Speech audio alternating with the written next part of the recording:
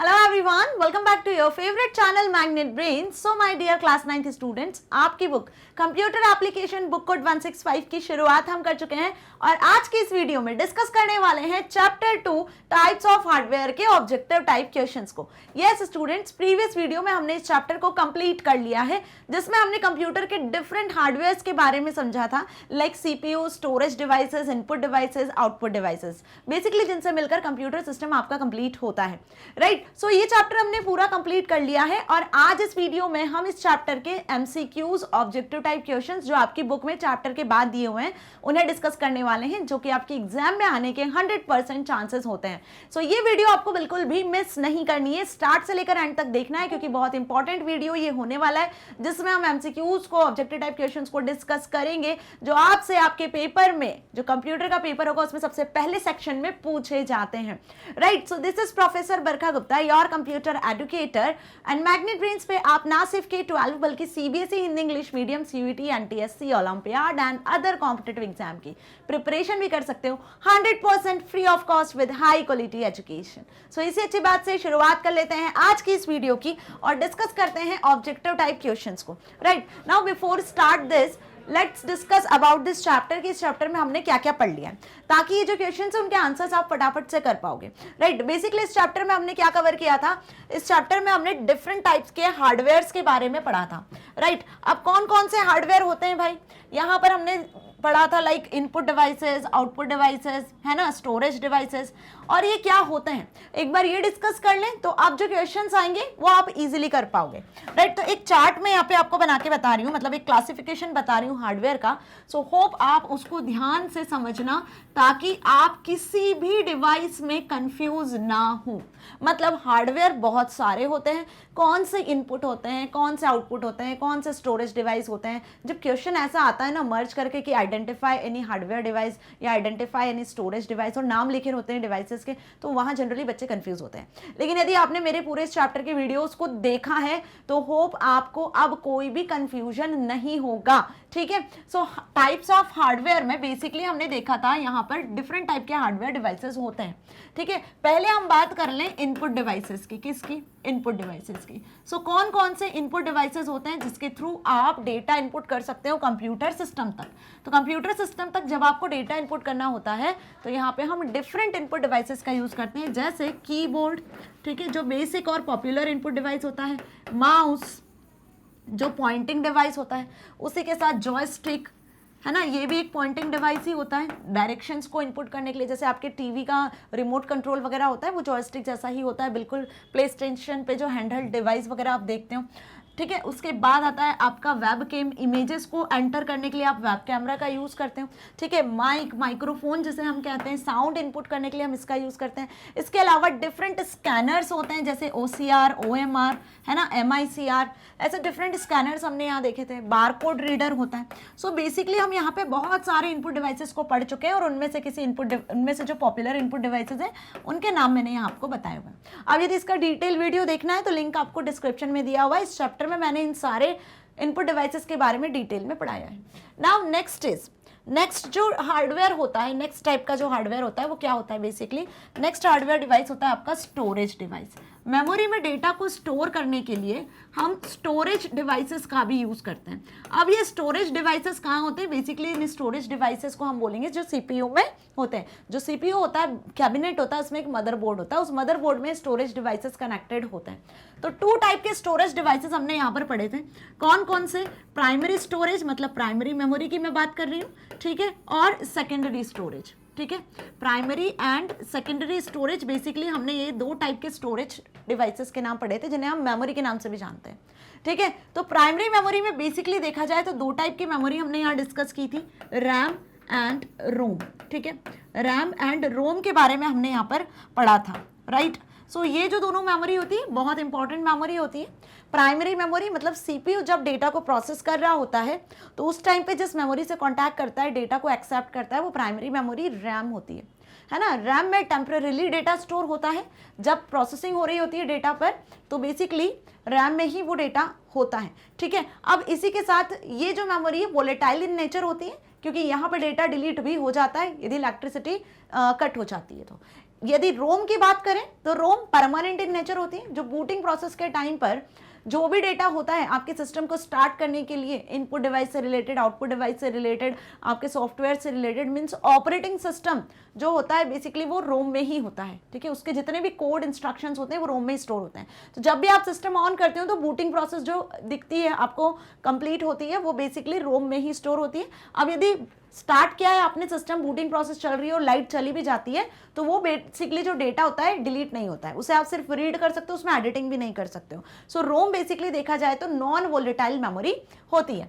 Secondary storage devices की बात करें तो सेकेंडरी स्टोरेज डिवाइसेस में हमने डिस्कस किया था, क्या डिस्कस किया था, डिफरेंट बैकअप डिवाइसेस के बारे में पढ़ा था।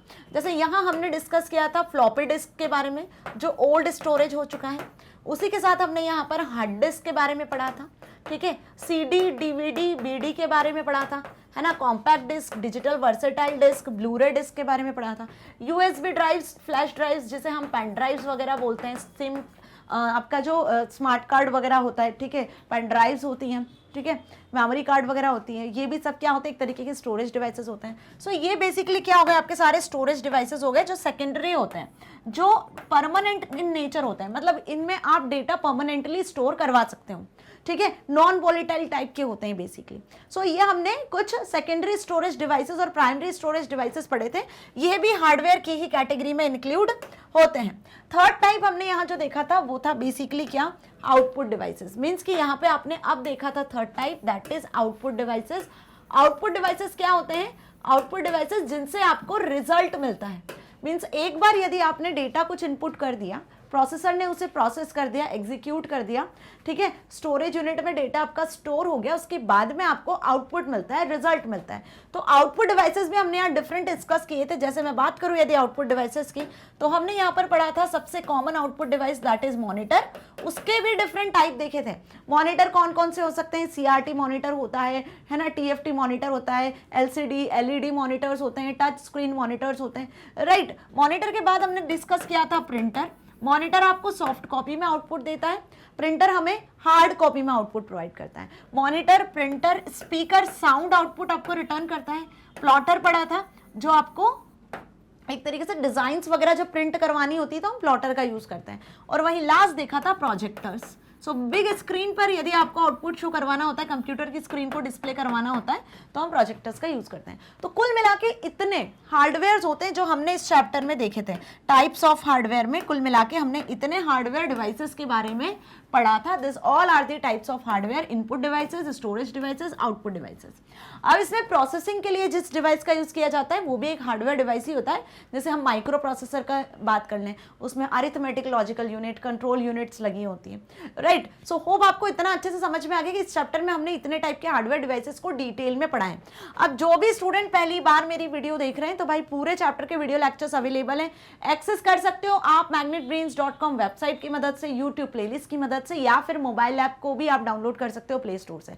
और सभी जगह से आपको कोई पेमेंट नहीं करना है, 100% फ्री ऑफ कॉस्ट आपको चैप्टर 1 चैप्टर 2 दोनों चैप्टर के वीडियोस मिल जाएंगे। मींस कोई पेमेंट आपको इसके लिए नहीं करना है। तो एक क्विक रिवीजन अभी हमने यहाँ पर देख लिया इस चैप्टर का कि हमने क्या क्या डिस्कस कर लिया ओवरऑल, राइट। और अब देखते हैं इसके क्वेश्चन आंसर्स को। सो होप आप क्वेश्चन आंसर्स आप जल्दी जल्दी करोगे मेरे साथ में और कमेंट सेक्शन में आंसर भी लिखोगे, राइट। सो क्वेश्चन नंबर 1 है, the part of computer that allows the user to view information on a screen. Computer का वो पार्ट जो अलाउ करता है यूजर को, कंप्यूटर का वो हार्डवेयर पार्ट जो यूजर को अलाउ करता है to view information on a screen, आप स्क्रीन पर इंफॉर्मेशन देख सकते हो, ठीक है। तो वो पार्ट कंप्यूटर का क्या कहलाता है, mouse, RAM, monitor, CPU. Obvious यहाँ पे करेक्ट आंसर होगा आपका क्या, मॉनिटर। मॉनिटर का ही यूज करके आप क्या करते हो, स्क्रीन पे आपको इंफॉर्मेशन दिखती है, चाहे जो आप इंफॉर्मेशन टाइप करो वो भी आपको वहीं दिखेगी स्क्रीन पर, आउटपुट जो आएगा वो भी आपको स्क्रीन पर ही दिखेगा। सो मॉनिटर क्या हुआ, एक आउटपुट डिवाइस हुआ है, एक ऐसा स्क्रीन है जिसके ऊपर आप इंफॉर्मेशन देखते हो जो भी आप टाइप करते हो, या सीपीयू जो प्रोसेस करके आपको रिटर्न करता है। So D is the correct answer, that is monitor, right. बहुत सही क्वेश्चन था। डिफरेंट टाइप के मॉनिटर भी पढ़े हुए हैं हमने, उससे रिलेटेड भी क्वेश्चन यहाँ पे बन सकता है। Question number 2, this part sends signals to other parts of the computer to tell them what to do. बहुत ध्यान से समझना, this part send signals to other parts of computer. इन ऑप्शंस में से आपको बताना है कंप्यूटर के उस हार्डवेयर का नाम, उस पार्ट का नाम जो कि सिग्नल्स को सेंड करता है कंप्यूटर के अदर पार्ट्स तक और उन्हें बताता है कि करना क्या है। आई बात समझ में? सीपीयू, कीबोर्ड, माउस या हार्ड डिस्क। तो यहाँ पर सीपीयू को हम बोलते हैं कंप्यूटर का ब्रेन, राइट? क्योंकि ब्रेन जैसे हमारी ह्यूमन बॉडी में ब्रेन होता है, हर टास्क को एग्जीक्यूट करता है, हमें बताता है कि आपको क्या करना है क्या नहीं करना है ना, क्या समझना है, कैसे किस टास्क को परफॉर्म करना है। बिल्कुल वैसे यहाँ पर कंप्यूटर में सीपीयू ही क्या करता है, सिग्नल सेंड करता है कंप्यूटर के एक पार्ट से दूसरे पार्ट को। सो यहाँ पे करेक्ट आंसर क्या हो जाएगा आपका, ए, दैट इज सीपीयू, है ना। कैसे सिग्नल सेंड करता है, कौन रिस्पॉन्सिबल होता है इसके लिए? सीपीयू में एक यूनिट होती है दैट इज कंट्रोल यूनिट। तो इस काम के लिए सीपीयू में जो रिस्पॉन्सिबल होती है यूनिट, वो कंट्रोल यूनिट होती है जो कंप्यूटर के हर एक पार्ट को, हर एक हार्डवेयर, हर एक सॉफ्टवेयर को मैनेज करती है। एक्चुअली हम देखा जाए तो सिग्नल सेंड करना, जनरेट करना, ठीक है, बेसिकली वो काम सीपीयू में कंट्रोल यूनिट का होता है, ठीक है। So CPU is the correct answer. बाकी कीबोर्ड, माउस, हार्ड डिस्क ये तीनों रॉन्ग क्यों है? क्योंकि कीबोर्ड इनपुट डिवाइस है, माउस भी आपका इनपुट डिवाइस है जिसका एक ही काम होता है इनपुट प्रोवाइड करना सीपीयू तक। सीपीयू को इनपुट देने का काम इनपुट डिवाइसेस का होता है, कीबोर्ड, माउस। और हार्ड डिस्क जो कि परमानेंट डिवाइस है जिसका सीपीयू से कोई इंटरेक्शन नहीं होता है डायरेक्टली, इनडायरेक्टली होता है, डायरेक्टली इंटरेक्शन प्राइमरी मेमोरी के साथ होता है। तो ये एक स्टोरेज डिवाइस है। क्या है? स्टोरेज डिवाइस है। आई बात समझ में? सीपीयू क्या हो गया? प्रोसेसर हो गया जो कि प्रोसेस करता है और सिग्नल्स जनरेट करता है। Question number 3, this memory is for short term storage and is lost when the computer is turned of. बहुत ध्यान से समझो, उस मेमोरी का नाम आपको बताना है इन ऑप्शंस में से जो कि कंप्यूटर की शॉर्ट टर्म मेमोरी होती है। कौन सी होती है? कंप्यूटर की शॉर्ट टर्म स्टोरेज होती है या मेमोरी होती है जिसमें डेटा लॉस्ट भी हो सकता है when computer is turned of. जब कंप्यूटर को आप बंद करते हो या इलेक्ट्रिसिटी पावर कट हो जाता है, उस टाइम पर जिस मेमोरी से डेटा लॉस्ट हो जाता है, जिसमें डेटा टेम्पररीली सेव होता है शॉर्ट टर्म के लिए, बेसिकली वो मेमोरी कौन सी होती है? ऑप्शंस हैं रोम, सीपीयू, हार्ड डिस्क, रैम। तो ऑब्वियस सी बात है सीपीयू तो बिल्कुल ही नहीं होगा क्योंकि ये तो प्रोसेसर है। अब यहाँ पे तीनों आपको मेमोरी दिख रही है, रोम भी, रैम भी और हार्ड डिस्क भी। तो यहाँ ध्यान से समझ लो, हार्ड डिस्क के बारे में हमने पढ़ा था कि हार्ड डिस्क तो डेटा को परमानेंटली स्टोर करता है, एक बैकअप डिवाइस की तरह यूज किया जाता है, सेकेंडरी स्टोरेज डिवाइस होता है। तो ये भी नहीं होगा जब सीपीयू से डायरेक्ट इंटरैक्ट ही नहीं कर रहा है, परमानेंटली डेटा को स्टोर कर रहा है ना। यहाँ पे क्वेश्चन में आपसे बोला है शॉर्ट टर्म स्टोरेज है और इसमें तो बल्क में स्टोरेज डिवाइस मतलब गीगाबाइट, टेराबाइट तक आपको हार्ड डिस्क मिल जाती है। सो दोनों जो ये बी और सी ऑप्शन है ये तो हमारे इस क्वेश्चन के अकॉर्डिंग सही नहीं लग रहे हैं। अब बात कर लेते हैं रैम और रोम की। रैम और रोम दोनों ही प्राइमरी मेमोरी होती हैं। प्राइमरी मेमोरी में भी मैंने पढ़ाया रैम और रोम दोनों होती है और प्राइमरी मेमोरी से ही सीपीयू डायरेक्टली कॉन्टैक्ट करता है। लेकिन किस प्राइमरी मेमोरी से? वो है RAM, that is random access memory. इस प्राइमरी मेमोरी से ही सीपीयू प्रोसेसर जो है वो डायरेक्टली कांटेक्ट करता है। जब भी कोई डेटा एग्जीक्यूट करना होता है, कोई टास्क एग्जीक्यूट करनी होती है, तो वहां पर रैम में ही डेटा स्टोर होता है जहां से एग्जीक्यूशन के लिए लिया जाता है, प्रोसेसर के पास आता है। तो जब प्रोसेसिंग हो रहा है डेटा तो उस टाइम पे कहाँ एग्जिस्ट करता है वो डेटा? रैम में एग्जिस्ट करता है। इतना हमें अच्छे से समझ में आया। तो रैम में जो साइज होता है रैम का वो लिमिटेड होता है और यदि इस टाइम पर, प्रोसेसिंग के टाइम पर जब रैम में डेटा एग्जिस्ट कर रहा है, इलेक्ट्रिसिटी चली जाती है तो वो एग्जीक्यूशन वहीं स्टॉप हो जाता है, वो डेटा बेसिकली रैम से लॉस्ट हो जाता है। तो temporarily in nature, volatile in nature कौन सी मेमोरी होती है? रैम होती है, ठीक है, जिसका साइज भी हार्ड डिस्क से, जो सेकेंडरी स्टोरेज डिवाइसेस होते हैं उनसे कम होता है। So what is the correct answer? D is the correct answer. Now what about ROM? ये भी तो प्राइमरी मेमोरी है, तो इसका क्या काम होता है? ये परमानेंट इन नेचर होती है। इसमें जो डेटा लिखा रहता है ना उसको आप बदल नहीं सकते हो, वो एज इट इज, जैसा एक बार सिस्टम को मैन्युफैक्चर करते टाइम आपने जो इंस्ट्रक्शंस, जो सेट ऑफ इंस्ट्रक्शंस वगैरह आपने एक बार उसमें इंस्टॉल कर दिया है ना, तो वो इंफॉर्मेशन उसमें परमानेंट रहती है। जैसे बूटिंग प्रोसेस, अभी मैंने एग्जांपल दिया था आपको जब हम ओवरव्यू डिस्कस कर रहे थे इस चैप्टर का। तो बूटिंग प्रोसेस जब होती है आपके सिस्टम में, स्टार्ट होती है, तो कुछ कोड आपको लिखा हुआ दिखता है ना, जिसमें एक्चुअली ऑपरेटिंग सिस्टम लोड हो रहा होता है, जितने भी डिवाइसेस, जितने भी सॉफ्टवेयर, सबकी चेकिंग होती है बेसिकली, ठीक है। तो वो जो डेटा होता है वो बेसिकली रोम में इंस्टॉल होता है। तो सबसे पहले जैसे ही आप सिस्टम को स्टार्ट करते हो तो सबसे पहले रोम से वो डेटा लोड होता है। आई बात समझ में? मीन्स हम बोलते हैं इस प्रोसेस को बूटिंग प्रोसेस हो रही है, ऑपरेटिंग सिस्टम लोड हो रहा है और फिर आपका सिस्टम स्टार्ट होता है। और फिर वर्किंग होती है रैम की। फिर जो भी आप प्रोसेसिंग करते हो, जो भी आप इंस्ट्रक्शंस कंप्यूटर को देते हो, जो प्रोसेसर उसे प्रोसेस करता है, वो सब रैम में रहता है। फिर यदि आप उसे परमानेंटली स्टोर कर देते हो, सेव कर देते हो, तब वो हार्ड डिस्क में जाके स्टोर होता है। तो कुल मिला के बात समझ में आ गई कि शॉर्ट टर्म स्टोरेज जिससे डेटा लॉस्ट हो जाता है एग्जीक्यूशन के टाइम पे, जिसमें डेटा बना रहता है व्हेन कंप्यूटर टर्न्ड ऑफ, तो वो कौन सी मेमोरी होगी? आपकी RAM, that is random access memory, जिसे हम रीड राइट मेमोरी के नाम से भी जानते हैं। चलिए फोर्थ क्वेश्चन पे आ गए अब हम। This part allows the user to hear information from the computer. कौन सा पार्ट है इनमें, कौन सा हार्डवेयर है कंप्यूटर का ऐसा पार्ट है जो आपको अलाउ करता है कि आप इंफॉर्मेशन जो कंप्यूटर तक दे रहे हो उसे आप सुन सकते हो? ठीक है, बहुत ध्यान से समझ लो, क्वेश्चन बहुत इजी है। This part allows the user to hear information from the computer. Computer से आप इंफॉर्मेशन को सुन पा रहे हो, बेसिकली उसके लिए कौन सा आउटपुट डिवाइस यूज किया जाता है, कौन सा कंप्यूटर का वो टाइप ऑफ हार्डवेयर है जिसका यूज किया जाता है। तो इतना मैंने आपको हिंट कर दिया कि यहाँ पे आउटपुट डिवाइस की बात हो रही है। तो ऑप्शंस में से देख के जल्दी से बता दो कौन सा आउटपुट की डिवाइस की बात हो रही है, मॉनिटर, सॉफ्टवेयर, इनपुट या स्पीकर। तो ऑब्वियस सी बात है, स्पीकर के थ्रू ही आप साउंड आउटपुट एक्सेस कर सकते हो ना। यदि आप कोई सॉन्ग प्ले करते हो अपने computer, laptop, mobile phone, PC में, ठीक है, तो सॉन्ग प्ले करते हो वीएलसी मीडिया प्लेयर पे, विंडो मीडिया प्लेयर पे, कहीं भी, या ऑनलाइन भी प्ले करते हो, तो आपके सिस्टम से कनेक्टेड स्पीकर होना चाहिए, तभी वो सॉन्ग आपको सुनाई देगा। अदरवाइज सुनाई देगा क्या? नहीं। तो साउंड आउटपुट यदि आपको चाहिए होता है, आप कंप्यूटर से किसी इंफॉर्मेशन को सुनना चाहते हो, तो उसके लिए आउटपुट डिवाइस स्पीकर यूज किया जाता है, ना कि मॉनिटर, ना ही कोई सॉफ्टवेयर और ना ही इनपुट डिवाइस। ओके, सो ऐसे क्वेश्चंस होते हैं जो कंफ्यूजिंग होते हैं बेसिकली। सो यहाँ पे आपको इनपुट आउटपुट हार्डवेयर डिवाइसेस जो हैं, सॉफ्टवेयर स्टोरेज डिवाइसेस जो हैं, इनमें कंपैरिजन पता होना चाहिए। ठीक है, fifth question, another name for all the parts of a computer. Another name for all the parts of a computer. Computer के जितने भी पार्ट्स हैं, input device, output device, storage device, processing device, जितने भी पार्ट्स हैं, उन्हें हम किस नाम से जानते हैं? कंप्यूटर के डिफरेंट डिफरेंट पार्ट्स होते हैं, उन सभी पार्ट को कलेक्टिवली हम क्या कहते हैं? प्रोसेस कहते हैं, हार्डवेयर कहते हैं, मॉनिटर कहते हैं, या सॉफ्टवेयर कहते हैं? तो जो चैप्टर का नाम है भाई, टाइप्स ऑफ हार्डवेयर, हम अलग अलग टाइप के हार्डवेयर के बारे में पढ़ रहे हैं, कंप्यूटर के अलग अलग पार्ट्स के बारे में पढ़ रहे हैं, तो ऑब्वियस सी बात है क्या होगा उसका नाम? हार्डवेयर। कलेक्टिवली आप जितने भी कंप्यूटर के पार्ट्स की बात करते हो, डिवाइसेस की बात करते हो, ठीक है, चाहे फिर वो कोई कीबोर्ड हो, माउस हो, मॉनिटर हो, प्रिंटर हो, स्कैनर हो, ठीक है, मेमोरी हो, हार्ड डिस्क हो, कुछ भी हो, वो क्या कहलाता है? कंप्यूटर का हार्डवेयर कहलाता है। So B is the correct answer. Okay, now next question is 6. This part stores data, programs, settings and operating systems while the computer is off. While it is on, it spins inside the computer reading and writing data. बहुत अच्छा question है, ध्यान से समझ लो और answer कर दो जल्दी से।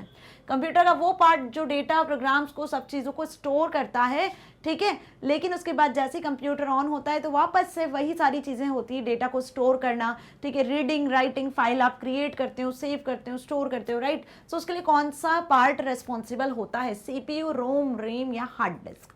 तो हमें अच्छे से पता है कि यहाँ पे सीपीयू जिससे डायरेक्टली कांटेक्ट करता है वो कौन सी मेमोरी होती है? वो होती है आपकी रैम, जिसमें बेसिकली डेटा स्टोर किया जाता है ना, इनिशियली जिसमें डेटा जाके स्टोर होता है। जैसे ही आप कंप्यूटर ऑन करते हो और अपना काम करते हो, तो इनिशियली जब डेटा स्टोर होता है तो वो रैम में ही होता है, रीड ओनली मेमोरी में नहीं होता है, रोम में नहीं बल्कि रैम में होता है, रैंडम एक्सेस मेमोरी, जिसे रीड राइट मेमोरी का नाम कहते हैं, right. So C is the correct answer, that is RAM. Okay, अब रोम क्यों नहीं होगा? क्योंकि रोम में तो सिर्फ वो कोड होता है जब आप सिस्टम को बूट करते हो एट दैट टाइम, जिसे सिर्फ आप रीड कर सकते हो, राइट नहीं कर सकते हो। सो इस क्वेश्चन को ध्यान से पढ़ना और इसका आंसर करना, ठीक है। यहाँ बच्चे जनरली कंफ्यूज होते हैं। सीपीयू प्रोसेसर होता है जो डेटा को प्रोसेस करता है, हार्ड डिस्क में परमानेंटली डेटा स्टोर होता है, राइट। सबसे पहले डेटा कहाँ जाके स्टोर होता है? रैम में ही स्टोर होता है, सारा डेटा जो भी होगा, फिर चाहे हम बात कर लें कोई डेटा की, प्रोग्राम्स की, सेटिंग्स की, वो सबसे पहले रैम में ही होती है। ओके, चलिए नेक्स्ट क्वेश्चन देखें, fill in the blanks. So objective type questions तो हमारे फिनिश हो चुके हैं। अब इसके बाद में कुछ फिलअप्स हैं जिनके आंसर्स आपको करने हैं, बहुत इजी हैं, बहुत ध्यान से समझना और आंसर करना, ठीक है। There are 2 basic types of disk drives, dash disk drives and flash drives.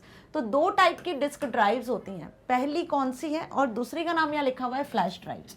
तो ये सेकेंडरी स्टोरेज डिवाइसेस हैं, बेसिकली इस क्वेश्चन में हम बात कर रहे हैं इस फिलअप में सेकेंडरी स्टोरेज डिवाइसेस के, ठीक है। तो सेकेंडरी स्टोरेज डिवाइसेस में हमने मैग्नेटिक डिस्क, है ना, उसी के साथ में हार्ड डिस्क के बारे में पढ़ा था, फ्लॉपी डिस्क के बारे में पढ़ा था, ठीक है, ऑप्टिकल डिस्क के बारे में पढ़ा था, सीडी, डीवीडीज, ब्लू रे डिस्क, फिर फ्लैश ड्राइव्स के बारे में पढ़ा था, पेन ड्राइव, मेमोरी कार्ड, ये सब, राइट। अब यहाँ पे क्या करेक्ट आंसर आने वाला है जल्दी से बता दो, क्योंकि मैंने नाम सारे बता दिए और इनमें से ही एक करेक्ट आंसर है। There are 2 basic types of disk drives, dash and flash drives. तो ऑब्वियस यहाँ पे क्या आएगा, हार्ड डिस्क ड्राइव की बात कर रहे हैं। हार्ड डिस्क को कहाँ रन करते हो आप, हार्ड डिस्क ड्राइव में, राइट।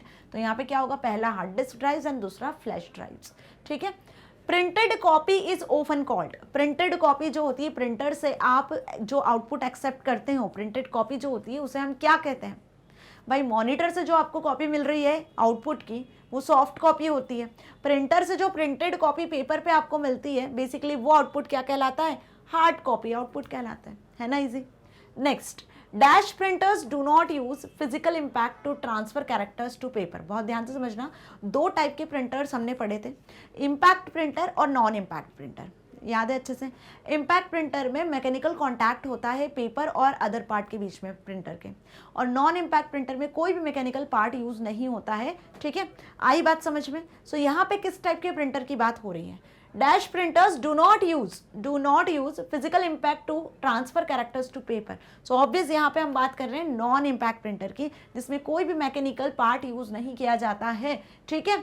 आ गई बात समझ, मतलब पेपर और जो पेपर हेड होता है उनके बीच में कोई भी मैकेनिकल वर्क नहीं होता है, ठीक है। डायरेक्ट नॉन इम्पैक्ट प्रिंटर की तरह यूज किया जाता है, जैसे इंकजेट लेजर प्रिंटर्स जो होते हैं ना, उसकी बात यहाँ पे हो रही है।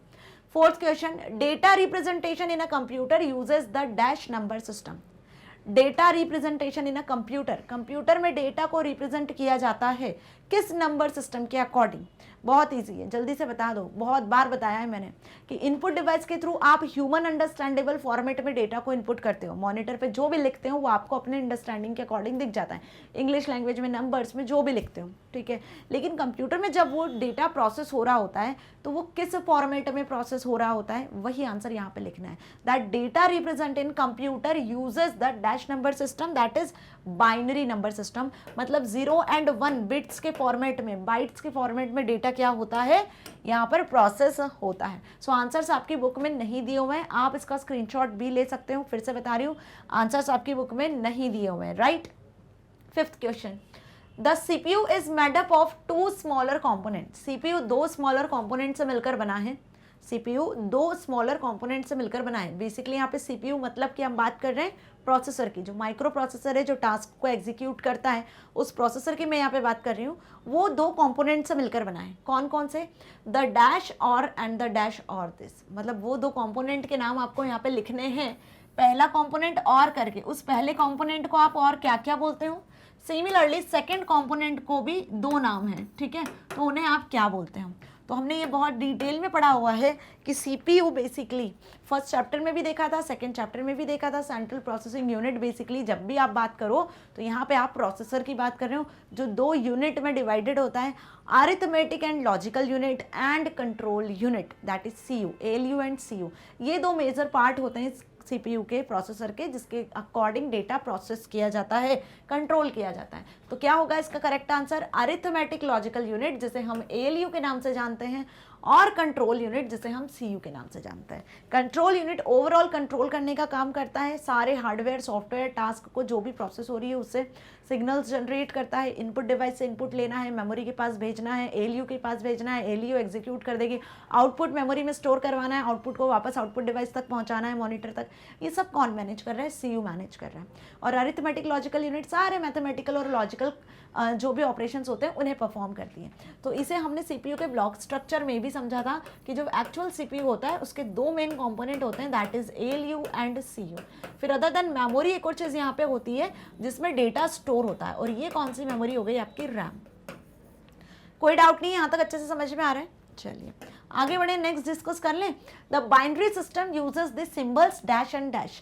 बाइनरी सिस्टम जो होता है जिसमें डेटा एक्चुअली प्रोसेस होता है, प्रोसेसर डेटा किस फॉर्मेट में प्रोसेस करता है, बाइनरी सिस्टम में, बाइनरी फॉर्मेट में। मेमोरी में डेटा कैसे स्टोर होता है, बाइनरी फॉर्मेट में स्टोर होता है। तो उसके लिए 2 सिंबल्स का, 2 डिजिट्स का यूज किया जाता है। वो डिजिट्स कौन कौन सी है, डैश एंड डैश यहाँ पे लिखना है, ऑब्वियस 0 and 1। अब ये 0 और 1 ही क्यों डिजिट यूज की जाती है, ये भी बता दो जल्दी से। पता है अच्छे से कि 0 और 1 ही यूज़ किए जाती हैं, राइट। तो इसे मैंने डिटेल में समझाया हुआ है भाई कि 0 और 1 ही क्यों यूज़ की जाती है, क्योंकि कंप्यूटर में जो भी डेटा आप सेंड करते हैं, वो जो भी डेटा स्टोर होता है वो करंट के फॉर्म में, वोल्टेज के फॉर्म में जाता है, ठीक है। तो जब भी करंट फ्लो करता है कंप्यूटर सिस्टम में, मेमोरी में, प्रोसेसर में, वोल्टेज जाता है, तो वो बेसिकली हाई और लो दो ही फॉर्मेट में होता है। उसकी जो स्टेट होती है वोल्टेज की, या तो वो हाई होगी या तो लो होगी। तो यहाँ पे हाई वोल्टेज के लिए 1 असाइन किया गया है, लो वोल्टेज के लिए 0 असाइन किया गया है, ठीक है। तो यहाँ पे हाई वोल्टेज को 1 से हम डिटेक्ट करते हैं और लो वोल्टेज को 0 से हम डिटेक्ट करते हैं, राइट। सो इसीलिए यहाँ पे दो जो स्टार्टिंग के डिजिट्स हैं 0 और 1, इन्हीं का यूज़ किया जाता है, राइट। तो 0-1 बिट्स क्यों यूज़ की जाती है, किससे बताती है, कैसे इसमें डेटा स्टोर हो रहा है, क्यों इसे बाइनरी सिस्टम बोलते हैं, ये भी समझ जाओ। अब बाइनरी क्यों बोल रहे हैं, क्योंकि 2 डिजिट है तो इसलिए बाइनरी कह रहे हैं। 1 डिजिट होती तो यूनरी होता, 3 डिजिट होती तो टर्शरी होता। समझ में आ रहा है मेरी बात। तो बाइनरी फॉर्मेट में जिसमें 2 डिजिट 0 और 1 का यूज़ किया जा रहा है, जिसके कॉम्बिनेशन से बहुत सारे कॉम्बिनेशंस बन सकते हैं। हम जैसे बात करें कि 0-1-0-1 4 डिजिट से 1 निबल बनता है, ठीक है। इसी तरीके से हमने आगे भी डिस्कस किया है 8 बिट्स से, ठीक है, 8 बिट्स से 8 बिट से क्या बनता है, 1 बाइट बनता है। ऐसे 1024 बाइट जब मिलती है तो क्या बन जाता है, 1 KB, दैट इज किलोबाइट बन जाता है। 1024 KB जब मिलता है तो क्या बनता है, 1 मेगाबाइट बन जाता है। बस इसी तरीके से कॉन्टिन्यूशन में चलता रहता है, गीगाबाइट, टेराबाइट, पेटाबाइट, जोटाबाइट, योटाबाइट, है ना। ऐसे इसके कॉम्बिनेशंस होते हैं। मेमोरी को मेजर करने के लिए टास्क जो भी प्रोसेस होती है वो 010101 के फॉर्मेट में ही प्रोसेस होती है। सो होप यू अंडरस्टैंड क्या कि the binary system uses the symbols 0 and 1। Binary symbol जो होते हैं वो 0 and 1 दो ही होते हैं, 2 ही बिट्स के फॉर्मेट में डेटा प्रोसेस होता है और इन्हीं दोनों बिट्स के कॉम्बिनेशन से ही मेमोरी में डेटा को आप स्टोर कर सकते हैं। Now the digits of binary system are called. अब इन डिजिट्स को हम क्या कहते हैं, ऑब्वियस क्या कहते हैं, बाइनरी डिजिट्स कहते हैं, बिट कहते हैं, ठीक है। तो बाइनरी डिजिट का ही शॉर्ट फॉर्म बिट होता है। देखो बाइनरी मतलब 2 डिजिट्स 0 and 1, बाइनरी मतलब 2, 0 and 1, और 0 and 1 है क्या, डिजिट है। तो इसी से क्या बन गया, बाइनरी का B और इसका डिजिट का IT, तो ये बन गया आपका बिट। तो बाइनरी डिजिट का शॉर्ट फॉर्म बिट होता है, ठीक है, clear. Now a unit of 8 bit memory cell group is called अभी बताया मैंने कि 8 बिट मेमोरी सेल, सपोज ये मेमोरी है, ठीक है। अब ये मेमोरी में हमने कुछ ब्लॉक्स बना दिए। अब यहाँ पे एक ब्लॉक में आप 8 बिट को स्टोर कर सकते हो। क्या कर सकते हो, एक ब्लॉक में आप सिर्फ 8 बिट को ही स्टोर कर सकते हो। और सपोज मैंने यहाँ पे 8 बिट लिख दिया, क्या लिखा मैंने, 8 बिट 00111100। तो मैंने ऐसे 8 बिट का यहाँ पे डेटा स्टोर करवा दिया। तो अब ये 8 बिट का डेटा क्या कहलाता है, मतलब ये सेल का साइज क्या होगा। कुल मिला के क्वेश्चन में आपसे पूछा है, जब मेमोरी के किसी एक सेल में आपने 8 बिट स्टोर करवाया है तो एक्चुअली इस एक सेल का साइज क्या होगा। अभी बताया, क्या बताया मैंने कि यहाँ पर 0 and 1 2 बिट होती हैं, ठीक है। यदि हम यहाँ पे 4 बिट की बात कर रहे हैं इस तरीके से तो 1 निबल बनता है। मेमोरी का साइज क्या हो जाएगा, 1 निबल। यदि यहाँ पर हम किसकी बात कर लें, यदि यहाँ हम 8 बिट की बात कर लें, 1 2 3 4 5 6 7 8 8 बिट की बात कर लें, तो ये जो 8 बिट है ये मिलकर क्या बनाते हैं, 1 बाइट बनाते हैं। आई बात समझ में। तो यहाँ पे इस मेमोरी का जो साइज होगा वो क्या हो जाएगा, 1 बाइट। 1 बाइट का ये मेमोरी साइज होगा, ठीक है, जिसमें 8 बिट आपने स्टोर करा है। सो यहाँ पे करेक्ट आंसर क्या होगा इसके अकॉर्डिंग, देखो बाइट, ठीक है। So a unit of 8 bit memory cell group is called a byte. Clear, अच्छे से समझ में आ गया। ये कॉम्बिनेशन आपको क्लियर होना चाहिए, ये बहुत इंपॉर्टेंट है, आपसे एग्जाम में भी पूछा जाता है। इसका भी स्क्रीनशॉट आप ले सकते हो, आपकी बुक में आंसर नहीं दिए हुए हैं, राइट। नाउ 9th क्वेश्चन पे आ जाते हैं। A KB in computer terminology is equal to dash bytes. बहुत ध्यान से समझना, KB मीन्स किलोबाइट की बात कर रहे हैं। 1 किलोबाइट में कंप्यूटर टर्मिनोलॉजी के अकॉर्डिंग ये किलोबाइट किसके इक्वल होता है, ठीक है। क्या बताया मैंने भाई, 8 बिट इक्वल्स टू कितना होता है, 1 बाइट होता है ना। फिर से लिख रही हूँ, 8 बिट 1 बाइट के इक्वल होता है। तो यहाँ पे 1024 बाइट, 1024 बाइट्स की बात कर रही हूँ। 1024 बाइट्स किसके इक्वल होगा, 1 KB के इक्वल होगा। यही क्वेश्चन में आपसे पूछा है कि a KB that is 1 KB is equals to 1 KB किसके इक्वल होता है, 1 KB 1024 बाइट्स के इक्वल होता है। तो यहाँ पे क्या आंसर आ जाएगा, 1024 बाइट्स, राइट। देखो correct answer 1024 bytes, okay. Now 10th is the most familiar output device for the micro computer is the, बहुत ध्यान से समझो, the most familiar output device, micro computer के लिए जो फैमिलियर आउटपुट डिवाइस है उसका क्या नाम है, वो आपको बेसिकली बताना है। तो माइक्रो कंप्यूटर के लिए मॉनिटर जो होता है, बेसिकली आपका जो डेस्कटॉप पीसीज वगैरह होते हैं वो माइक्रो कंप्यूटर में इंक्लूड होते हैं, क्लियर। तो वहाँ पे मॉनिटर सबसे फेमस या हम बोले फैमिलियर आउटपुट डिवाइस होता है।